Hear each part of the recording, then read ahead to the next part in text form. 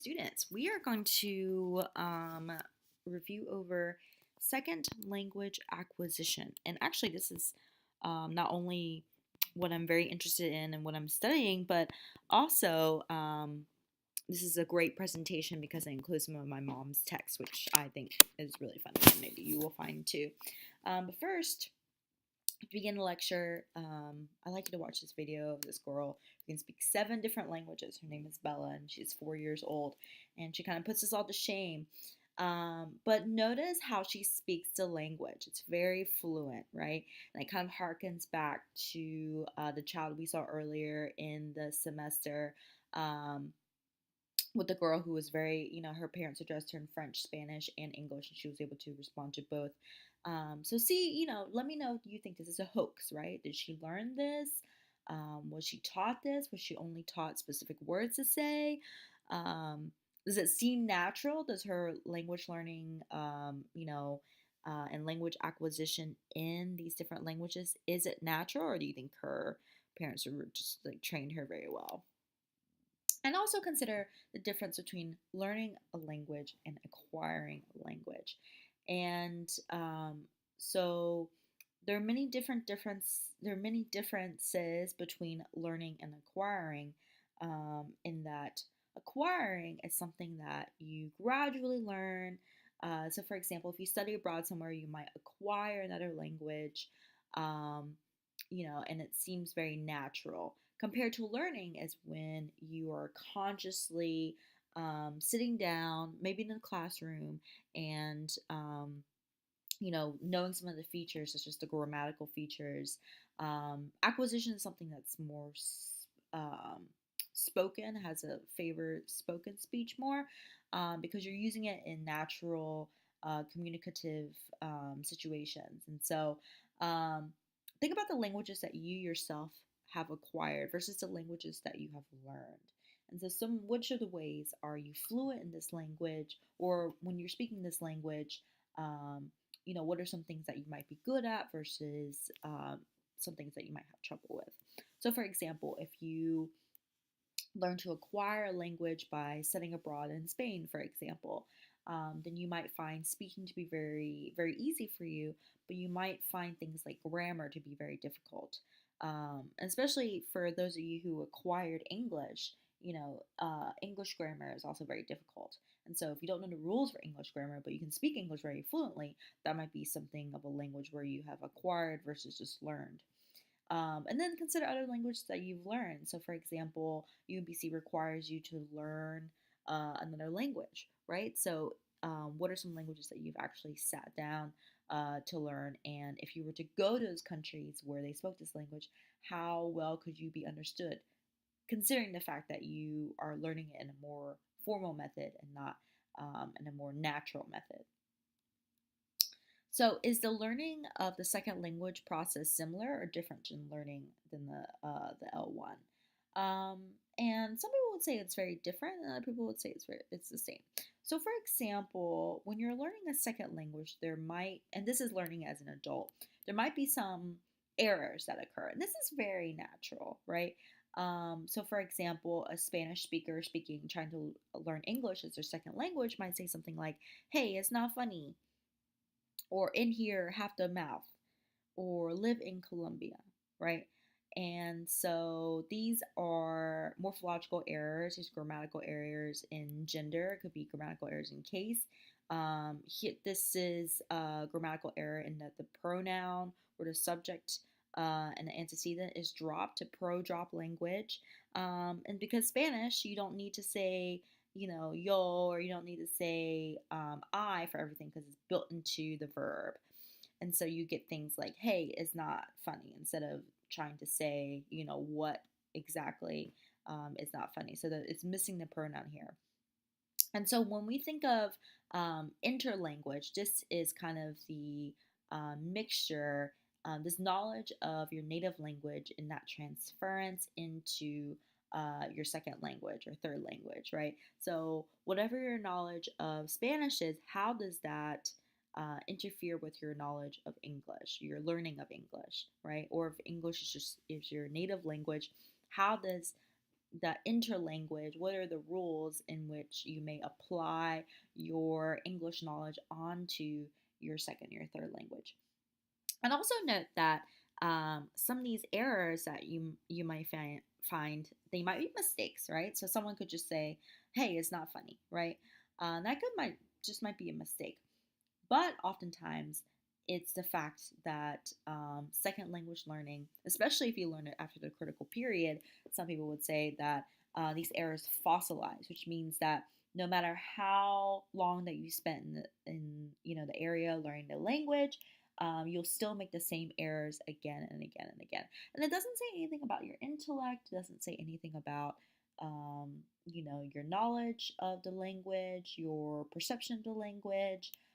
It's just that when you grow older, it is hypothetically, it is, or hypothesized, that you will not be able to learn the language as you would if you were a child.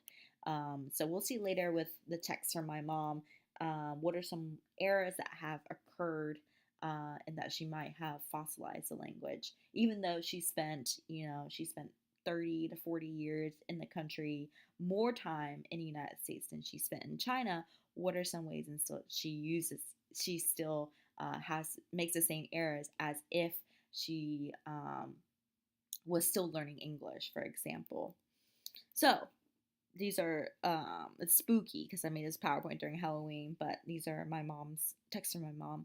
So here she asked me to take a picture, but she said pick tut, and I sent her a photo, and she said I look bad.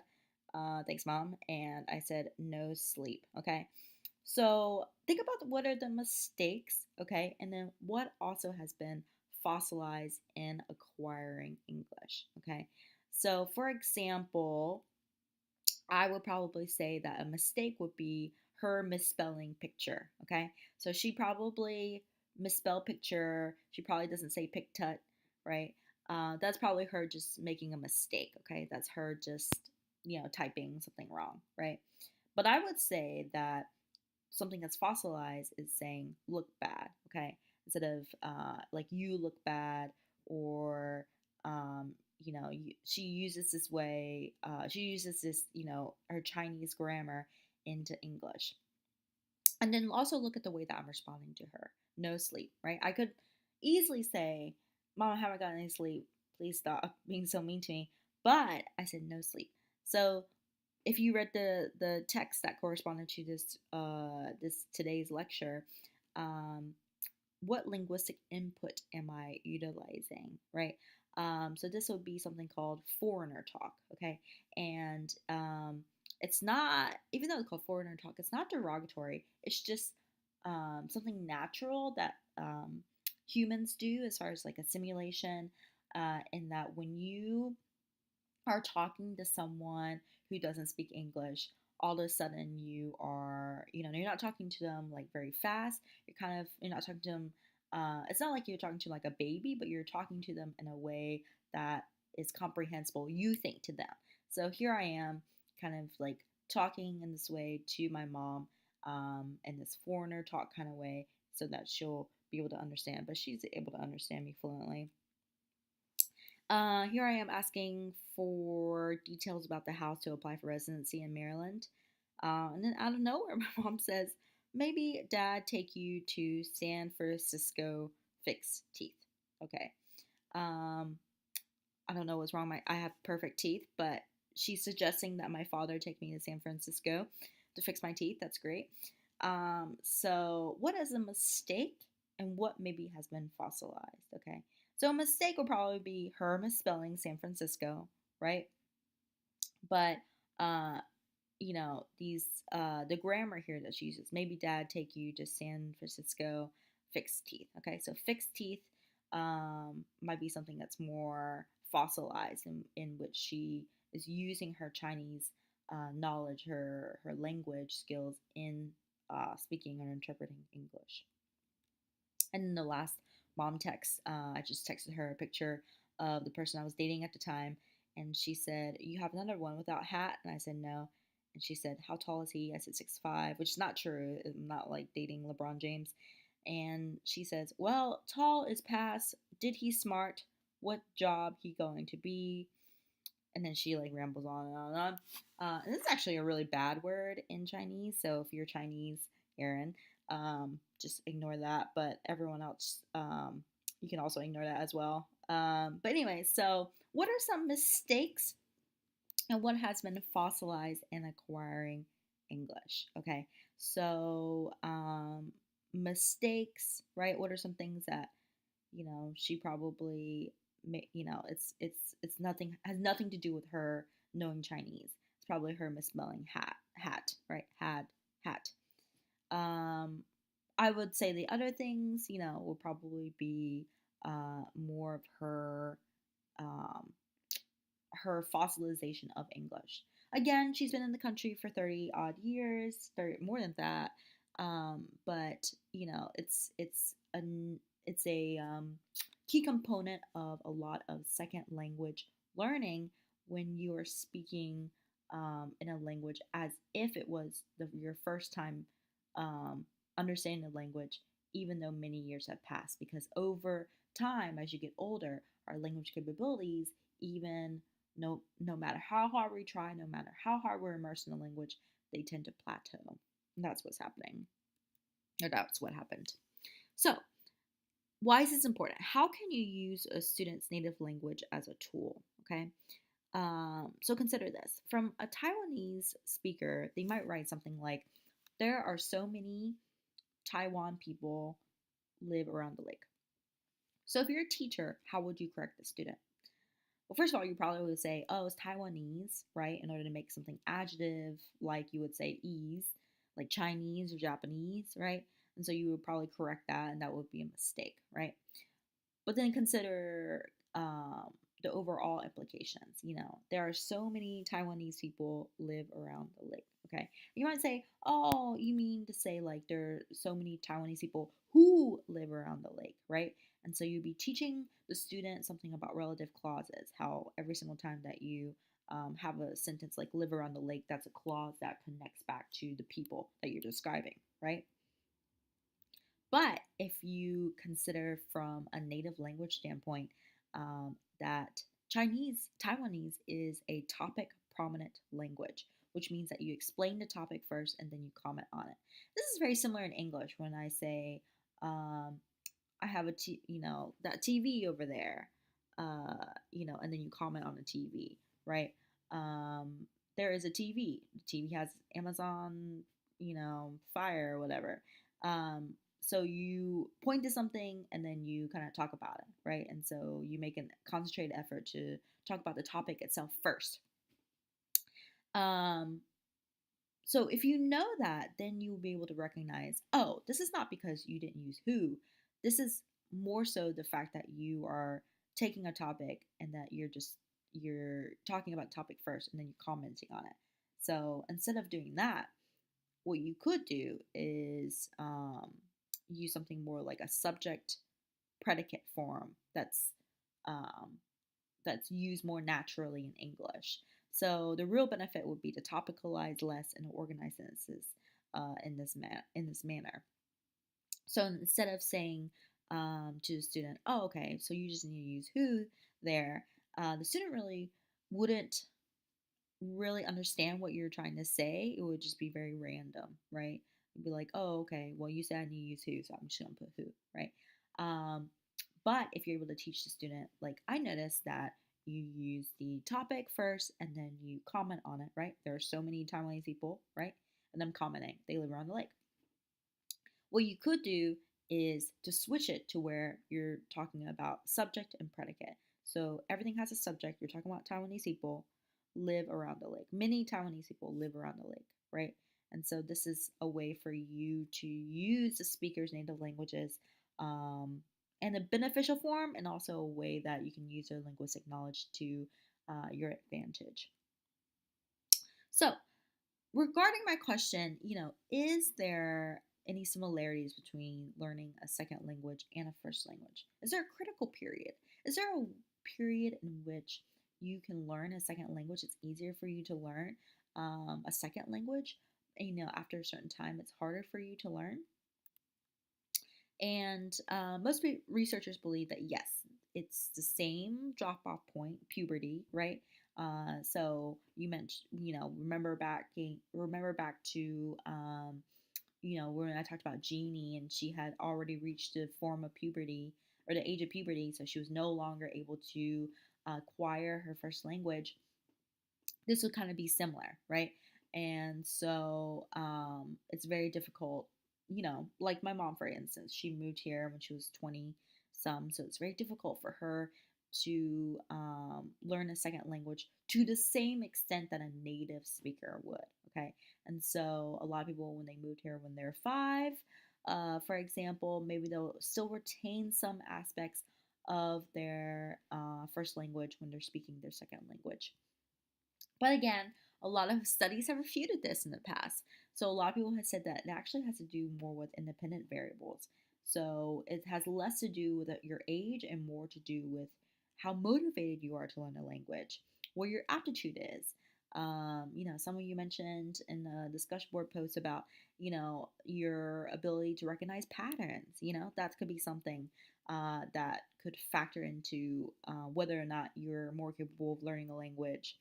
Level of anxiety. If you have lots of anxiety um, with learning a language, or if you have more anxiety, as you grow older, compare that with Bella, the kid who was learning all these different languages. She didn't seem very anxious at all, and that's because kids play. Kids make mistakes all the time, and it's totally fine for kids to do that. Whereas adults, when we make mistakes, it's like, oh, I made a mistake, so we feel very anxious about it. It could be the amount, the quality of the second language input. I'm always jealous of people learning like Spanish um, or Chinese or any language as a children, because you have so many, like TV shows and songs and things, right? And so the way they teach children is very different from the way they teach adults. And so does that factor into how you're able to learn a language? There's also the instance of polyglots. So people, like Bella, people who learn languages very fluently without an accent. Okay, so I had a classmate whose father worked in Germany, and he had learned German at the age of 40, right? And he learned it without an accent. He learned it, and this was something that where he had very little exposure before, but he did very intensive study, and so he was able to learn the language and speak it very fluently, and they thought he was German, or at least like Luxembourg-ish or something, or Swiss, somewhere like close, like, but they never would suspected he was American. And so why is it? Some people believe it's age, but other studies have said actually it has more to do than just age. A famous example would be Vladimir Nabokov. He wrote Lolita, and he was like, one of the most prestige writers at the time. But he says this: I think like a genius, I write like a distinguished author, I speak like a child. Because he speaks 3 different languages, but even if he's able to write very fluently, the way that he speaks is still very accented. And so people would judge him a lot, even though he's this great writer and he wrote these great pieces of fiction in English, but because it wasn't his native language, he spoke like a child. So, what's the best way to teach a second language? And this is very objective, of course, and it has a lot to do with your background and how you learn a language, how you best learn a language. But I'm going to present to you 3 kinds of theories as far as language learning goes. So the first is the grammar translation method, and this is the oldest method. This really popularized in the 18th and 19th centuries, and it was considered mental discipline uh, with strengthening the powers of the mind. Okay, so this grammar translation is literally just what it sounds like. You are literally translating it with the dictionary word for word. Okay, and so it's used to teach dead languages or literature with little or no spoken communication. So, for example, Latin and Greek. No one speaks Latin very socially anymore. But you learn Latin through a lot of grammar translation, just like going through and transcribing so many things in Latin, transcribing things in Greek.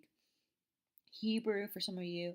If you're Jewish, you went to Hebrew school, and so this was a way for you to learn the language.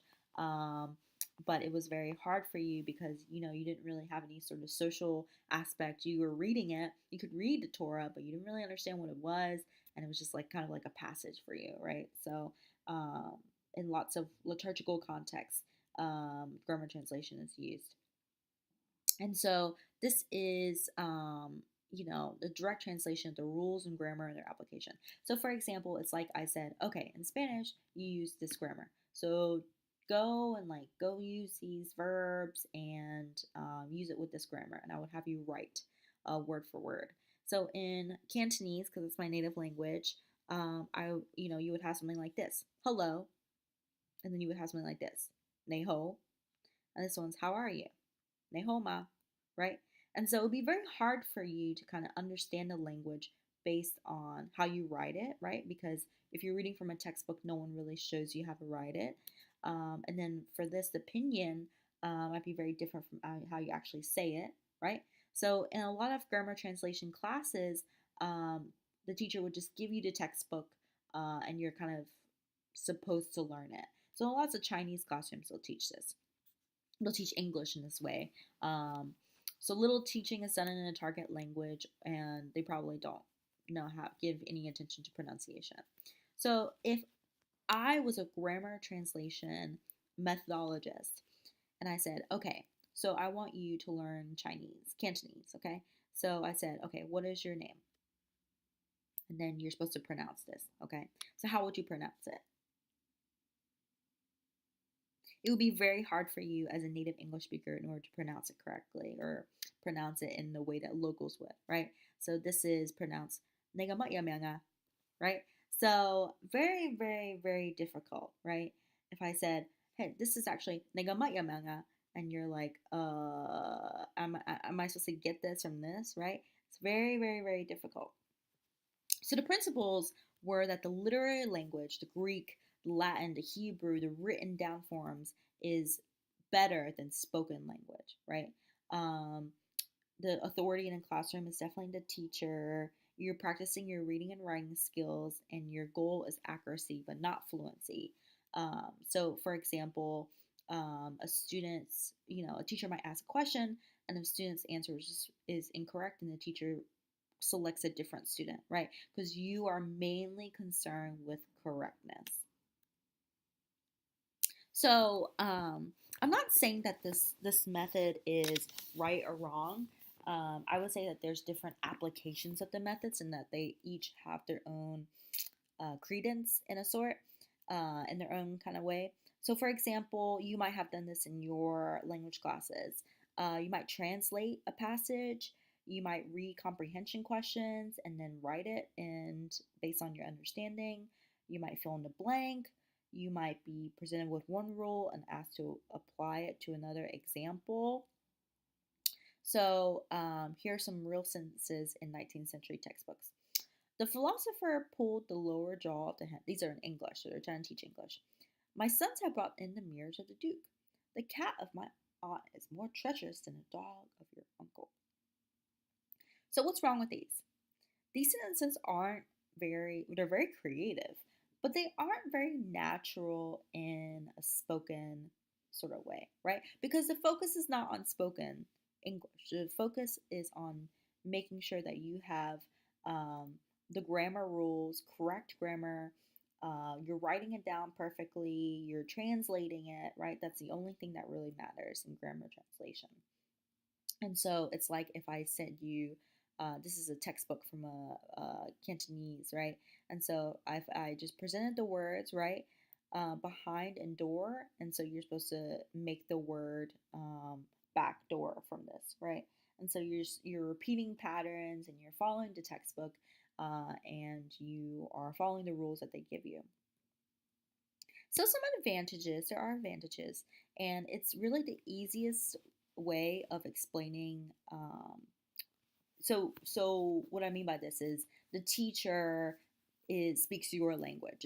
Teacher speaks English. Okay, so if you're learning, Latin or whatever, or Hebrew or Chinese, um, the teacher says everything in English, right? So the teacher doesn't really need to know the language, but the students are more familiar with both languages because they're able to learn it in their native language. And if ever the student has any questions, they can always ask in their native language, the L1.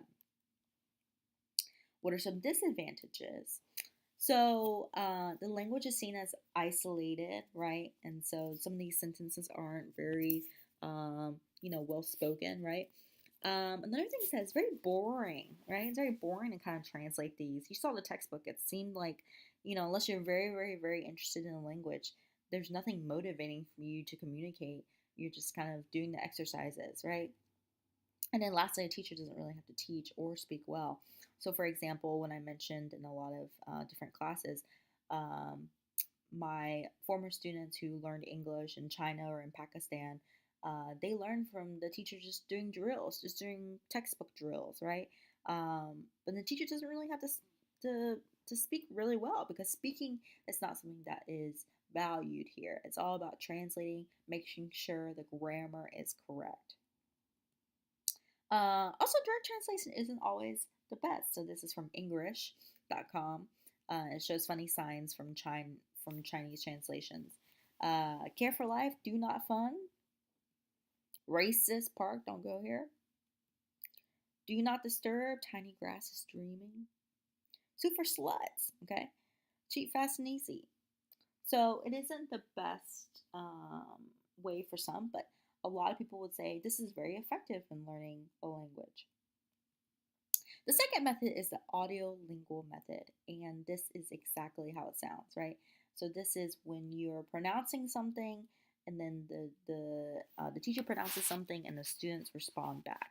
So please watch this video from the Pink Panther. It's really funny, and it kind of shows you a little bit about the audiolingual method. So this developed in the U.S. after World War II because the grammar translation really didn't prepare speakers to use the target language that much, right? Um, in that, if you're going to learn German or Japanese, it would be very hard for you to learn it via textbook. Instead, you would need to develop speaking competence so that you could easily blend in or listen in on people who are speaking this language. And it also derived from a lot of those educational scholars that I mentioned before uh, in the language acquisition PowerPoint. So your goals are accurate pronunciation and grammar. You're able to respond quickly and accurately in speech situations. If someone asks you a question, you're able to follow up with an answer quickly. You have enough vocabulary to use with grammar patterns, but grammar isn't something that's very stressed here. It's more about being able to speak very comprehensively. So the process is a student hears a model of dialogue, and then the student repeats each line of the dialogue, and then they drill, they drill, they drill, they drill, right? So one person would say, "Okay, say this," and then now you, Pam, you say this, right? And so each person would say it to each other. They say it back to the teacher, and so you're kind of practicing speaking in this way. So the teacher is like an orchestra leader, directing, controlling the language behavior of her students. She's a good model for imitation. Okay, so if someone doesn't get it right, if you don't say hamburger, right, she constantly corrects you until you get it. And the trick is to respond as quickly as possible because that is what kind of lowers your anxiety. And so, some of these things that you probably do in your language classes, okay, you'd probably do plays, you probably do repetition drills or minimal pairs like sheep versus ship, right? And so you kind of like play around with different pronunciations. You play games, anything that can help boost your pronunciation. The audiolingual method is for you. And so some advantages would be all students are active, right? You're constantly speaking, you're constantly talking, you're talking to each other, you're talking back to the teacher. And so it's very interesting and it's very lively, and all the speaking and listening skills are honed, which means that the reading and writing skills aren't that great. So, for example, this would be an example audiolingual method. of a dialogue, like a play that you would have, right? So when Tia says, Ching's going to go to college next fall, and Joaquin says, what's he going to study? And then Tia says, he's going to study biology. He's going to be a doctor. And Joaquin says, where is he going to study? And Tia says, he's going to study at UMBC, right? So basically, this dialogue, this passage is trying to teach what? To form going to. Going to, going to, going to, going to, going to, going to. But why might this not be the best method? Um, and that even if you were teaching the structure going to, um, it can seem like it's very unnatural. Kind of like the sentences posed in grammar translation, it could seem very unnatural. And plus, people don't say going to, right? If someone says Ching's going to college next fall, you'd say, oh, what's he going to study? You know, gonna versus going to. And so it's less practical. You are teaching this pronunciation, you are teaching, these drills, but some of these speaking skills are less apparent than what you will find if you actually went to the countries in which these languages are spoken. So, for example, language learning in class might not be so accurate to language experience in real life because you're being fed all these different drills, but in real life you're having these are actually not real dialogues that you'll be partaking in. So you're like this dog being drenched right here. And then the last method that I'll teach you, although there's many different methods, is the communicative language teaching. Okay, communicative language teaching. And so I want you to watch this video about this teacher and how he uses CLT. And that contrary to grammar, translation, and audiolingual, communicative language teaching is all about having some sort of scenario or having some sort of skit or play or real life event to where students can actually respond to it. So, of course, it originated in the hippie movement, the 1960s, and it really focused on communicative proficiency, right? And so, whereas the grammar translation really made sure you had the grammar down pat, and the audiolingual was really made sure you had pronunciation, CLT is more so making sure that you could be understood, okay? That you could be fluent in communication. You can make yourself understood. And so the functions for language, should be emphasized rather than the forms for language. So they didn't really focus more on grammar or phonological structures. They just said, okay, did you accomplish X, Y, and Z for whatever method? And so, it lets the students communicate fluently in target language. If you watch the video, the students really, they're able to have a task and able to talk about it in their own way. And so you're focusing on meaningful tasks, maybe everyday issues that the students would do. And then they also collaborate. So the teacher is not necessarily the authority because people can correct you or people can you can learn from your peers in addition to the teacher. So the teacher's more of a facilitator, right? He kind of like went around, he bounced around to different groups and asked how they were doing and said like, oh, if you need my help, I'll be over here. And I'm here to offer, insightful, feedback, like very hippie, right? Because the learner should contribute as much as he or she gains in the classroom. So if you are contributing lots to speaking in a language, then you're going to get that much back. Versus if you're not going to contribute anything, then people aren't really going to talk to you. So you need to share information, you need to negotiate interaction and meaning. So the principles of this is that people learn best when they're doing things, right? And when they're studying, so when you're studying how language works, it doesn't really make sense for you to know the grammar because it's best if you just practice with the grammar. So grammar is not really important. Errors are not really corrected. It's mostly focused on speaking and attaining fluency in real meaningful activities.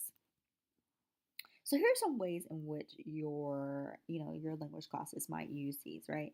You might have a person draw a picture or a shape, depending on the directions they give you. You might have them, draw a map where they have to follow directions. You might have a conversation or a discussion or a dialogue and a role play. Remember, this is something that could be very ad-libbed, right? So you might do a skit or simulation or debate based on your language skills. And so it's more about the content. Are you able to talk about your topic very efficiently? Because they're not really kind of grading you on your grammar. So, for example, students might work in pairs and communicate with their partner in drawing a map of the neighborhood, and they might ask them the questions about the different locations. Where's the nearest bus stop? Where's the nearest cafe? Right? These are all relevant questions if you just move to a new place and you need to know, where is the nearest bathroom, right? And so these are meaningful activities. There are many good answers, okay, very hippie, and that anyone could be correct. So some advantages is that it is more pupil oriented. So the teacher is not necessarily um, the teacher's the expert, but the teacher is there more to guide you than to lead you or to correct you. Okay. Evidence also shows that if your language is meaningful, you're more likely to retain it, and that the authentic researchers actually make it really fun for children, and probably for you, for adults as well. So it's not like, even if you don't are expressly taught the grammar rules, you kind of acquire them as a necessity. And so grammar becomes more proficient in a lot of ways. But some disadvantages is that, it takes really, really, really motivated learners, as you saw in the video, to be able to do CLT. I think that in a regular college classroom, it would be very difficult to have everyone on task and give it their 300%, right? And so it really takes an effort from everybody, and so everyone needs to be engaged and participating. Um, and the threshold of what is considered good communication is very complicated, because if the teacher can understand the student, that's fine. That the teacher might say, okay, I can understand you, that's fine. But if you consider the fact that the student also is making these grammatical mistakes, even if they could be understood, they might be judged very harshly by other people in their other classes and other presentations at their job, etc. And so this hippy dippy kind of feel, is really great for boosting the speaker's confidence and for, maintaining morale. But if you don't really correct them, it's very hard for them to understand this language. And so for me, Spanish is like this for me, where I will make lots of mistakes in Spanish, but because I wasn't corrected in Spanish, it's very hard. I would just keep making the mistakes without really fully understanding the grammar concepts. And so fluency is developed, but not accuracy, and that's very important. So another question is, what is the best way to raise your child bilingually if you and your partner do not speak another language, right? So this is one of the project questions for last week. But the best way is having bilingual education. So there's a lots of bilingual schools. So my research focuses on bilingual education. Um, so California also had a referendum last year, and did it pass? Yes, it passed. So uh, it accounted for a lot of opening of new schools, bilingual schools, and so kids can really learn the language together: Spanish and English, Chinese and English.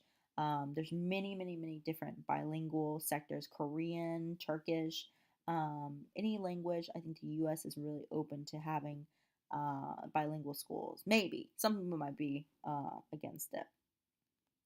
So, discussion questions: given the options, so either grammar translation, audiolingual, or communicative language teaching, given the options, what is the best way to learn a language in your opinion? Okay, and you can say a mix too.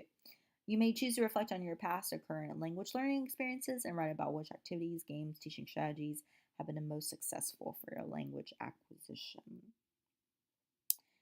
If you don't want to do that, you could also go onto the library and watch this documentary. It has a lot of very, very, very, very cute bilingual kids, and so you can just talk about the feasibility of implementing bilingual education.